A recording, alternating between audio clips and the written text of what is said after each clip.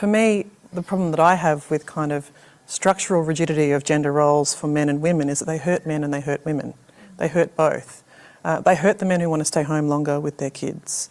They hurt men in real physical ways, because we do have a problem in this country where women are more likely to be the victims of violence at home. Men are more likely to be the victims of violence in public. But in both, the common factor is it's men committing the violence by and large, not exclusively, but by and large. And so these rigid kind of ideas of masculinity hurt everyone. And so when we talk about feminism, when we talk about changing those structures, it's to create an equality for the benefit of everyone and to get rid of some of the things that hold everyone back. Do you want a brief response to that, by the way?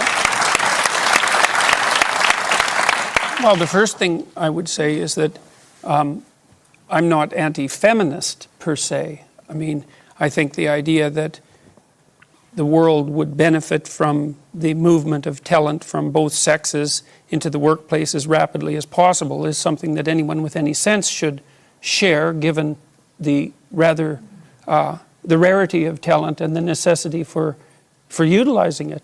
I do stand by my original statement, though, that there's a brand of more radical feminism that insists that our culture is best characterized as an oppressive patriarchy, and I think that, first of all, that's an appalling sociological doctrine, and I think it has very negative psychological effects. And they won't be limited to men, because if it's true that there's something toxic, let's say, about masculinity per se, what that will inevitably mean is that as women adopt more masculine roles, traditionally, what is that toxicity somehow going to go away? But that's a straw man, because no one says there's anything toxic about masculinity per se.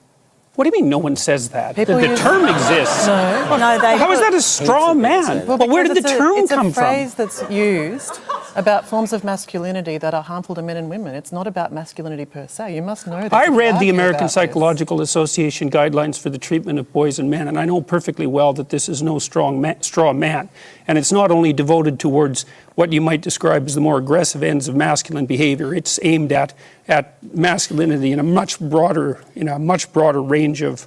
There's a much broader range of accusations that are under the surface than that. And so I don't see in what way at all that it's a straw man. I'm just going to pause that argument for a second. I am a very strong proponent of more liberal women in Parliament as well, because I think, I mean, obviously not at the expense of Parliament. Sure. But I think that once we do have all of the parties becoming more equal, then it'll be a more respectful place, because people will have more of an opportunity to understand where each other are coming from. I'd like to go back in a minute to our questioner, Ulysses, if he's there. But Jordan, go ahead. Well, I think we don't address a lot of this systematically. We talk a lot about equality, but there's various forms of equality. There's equality of opportunity, which we discussed briefly, which I think is a very admirable goal. And then there's equality of outcome, which I think is I think it's a totalitarian impossibility, and I think it's often conflated with equality of opportunity. Equality of outcome, of course, is the doctrine that every occupation should be occupied by people in precise proportion to their proportionality in the population. So quotas in politics, for example, or quotas in business as to how many women should be on boards, how many women should be politicians, that's what you're talking about. Yes, quotas on the basis of group identity. There's a time petition out there. The next question comes from Taryn Batten. This is a question for the panel, but mostly for Jordan Peterson. Do you believe that a stay-at-home full-time mother is adequately valued in today's society? As a stay-at-home mother myself, I don't feel valued by wider society, as most of what I hear focuses on women getting back to work as soon as possible. And you don't hear anything about the benefit of staying home and the benefit for the children. Jordan Peterson, start with you.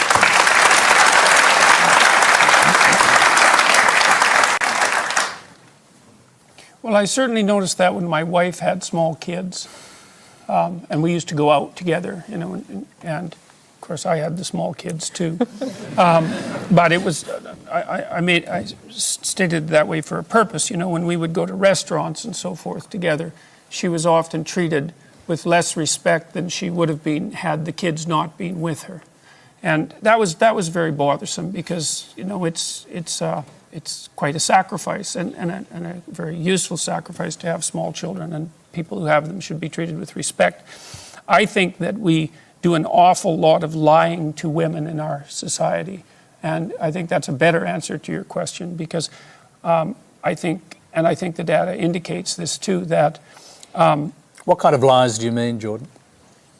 that career is the most important thing in life and is most likely to be the case that way for men and for women.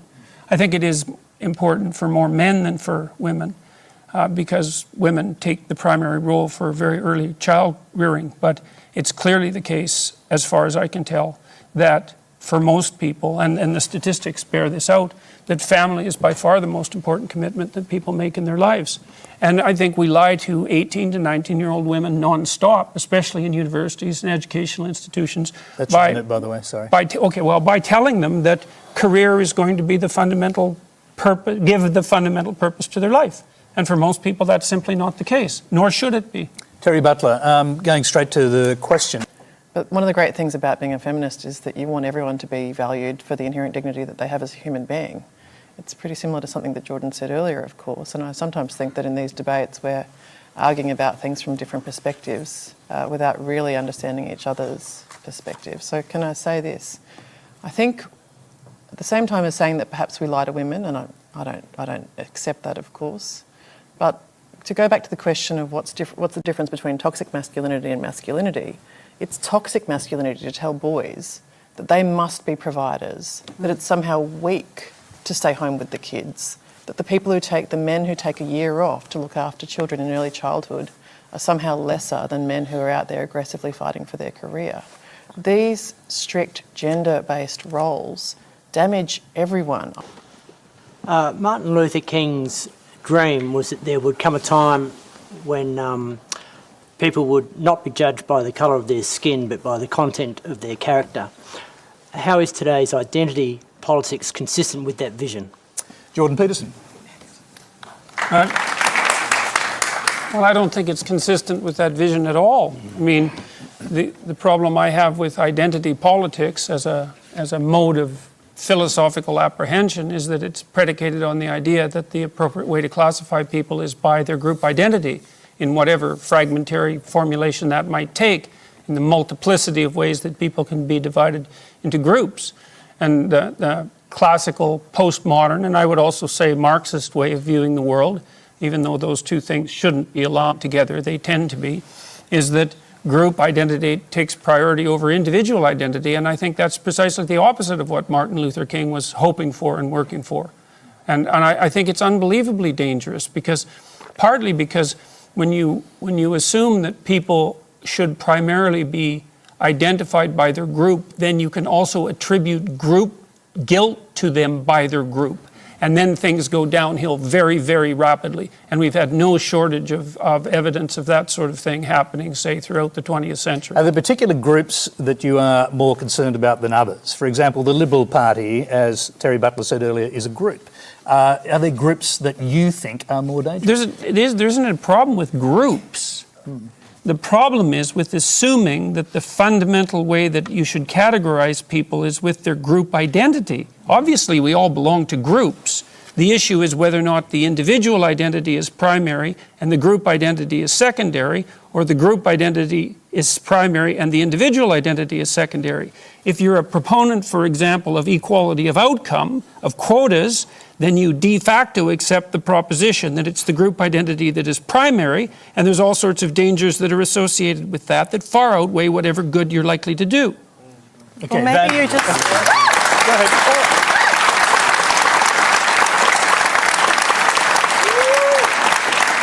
Or maybe you just think that representative democracy should be representative.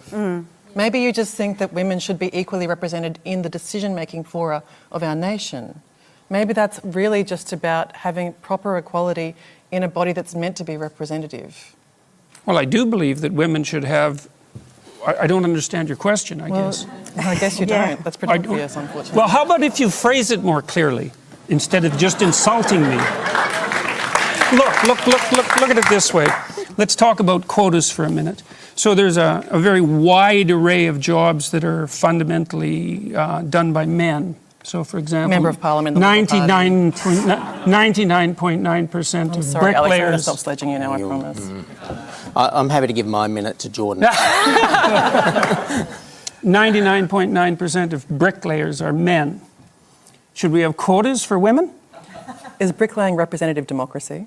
That has nothing to do with the question. The question is if there's evidence of structural inequality and oppression because women aren't precisely represented at 50% in all professions at all levels, then why don't we have a conversation about having women represented in all professions at all levels? Why do we talk about the C-suite, for example? Why do we talk about politics and positions of power? Why don't we talk about it across the board? Okay, so let's just pause and... yeah, but that's because it's power. You pose a question to Terry Butler. Go ahead and answer it, then we'll hear from the other panellists. His question to me. Well, yeah, if you'd, if you'd like to answer the question about bricklayers. There's nothing wrong with bricklayers. Why there are no quotas in bricklayers? It's just... I think you were trying to draw a distinction between bricklaying and running the government. And I was suggesting that a representative democracy should be representative. That was the point I made. And I representative of it by quota? Well, sure, if that's what it takes. I mean, yeah, well, that's exactly what you would say. But you know, I can That just means a dreadful strategic inadequacy on your part. The Liberal Party steered away from quotas. I'm loath to interrupt and this. And the women are steering away from the Liberal Party. I'm actually quite enjoying this. I'm loath to interrupt. I'm really enjoying it. They have quotas for the National Party and for the state. This is assault on the Liberal Party from people that don't care about us at all and are our political enemies. Oh, we deeply care. Quite mystifying. But the absurdity of the position that Terry puts in this quota-based argument over time, it is a reductive, absurd argument. It's like saying no women vote for men and no men vote for women. It is not true. People vote and seek for the best person to represent them in Parliament. So quotas, you say quotas are a fabulous thing in the Labor Party because they've helped you meet a target. But there may be a day in our Australian Parliament, and it'll probably come sometime, where we have 75% women in the Parliament. That won't be a problem to me. Do you mean in 300 years' time when you guys finally get some women there? It won't be a problem if that occurs that way, and it should occur that way if that's what people want. Okay, Thanks, Tony. This is for Jordan initially.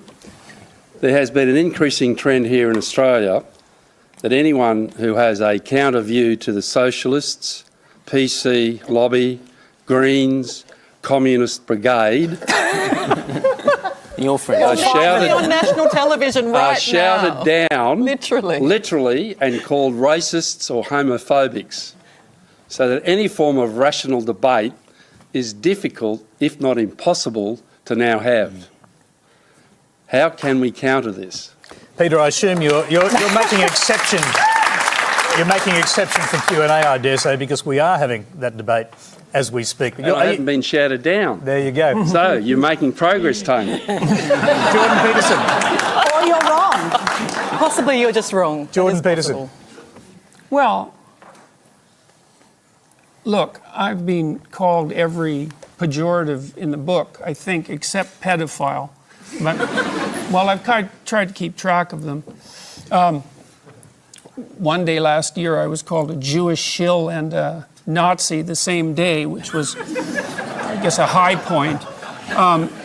Your claim that if we engage in certain types of discussions, this kind of reaction emerges is absolutely the case. I mean, for at least 6 months after I made what you might describe as my initial political stance, I was swarmed by people who were using every possible pejorative to take me out so that none of my arguments needed to be taken seriously.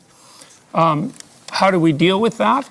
Well, hopefully we stop calling each other cheap names. That would be a nice start rather than addressing the issues. But I would also say a certain amount of persistence is called for. If you're mobbed on social media, a brief bit of advice by people who are doing exactly the sort of thing that you're describing, I would say 2 things. The first is be careful about what you've said and what you've said in the past, and maybe it's a bit too late for that. The second thing I would say is if you haven't done anything wrong, do not apologize. That is your minute. And then wait 2 weeks and it'll go away. Terry Butler. Come to you. Go ahead. Do you accept any truth to the basis of the question from your point of view? I mean, my job is I go and hear different points of views all the time. All I hear is debate. All I hear is people with different opinions. I just don't accept that you can't have an opinion in this country without being shouted down. I mean, it just seems so silly. We've had a number of right-wing people come to this country and then they've had their venues targeted. They've had to leave the country because of the radicals of the left that won't let them put a point of view that's different to the socialist left. And it's getting worse. I've got a lot of grey hair. Sure. This didn't happen in this country 15 years ago. I have to say I've got a lot too, but it's pretty well dyed in my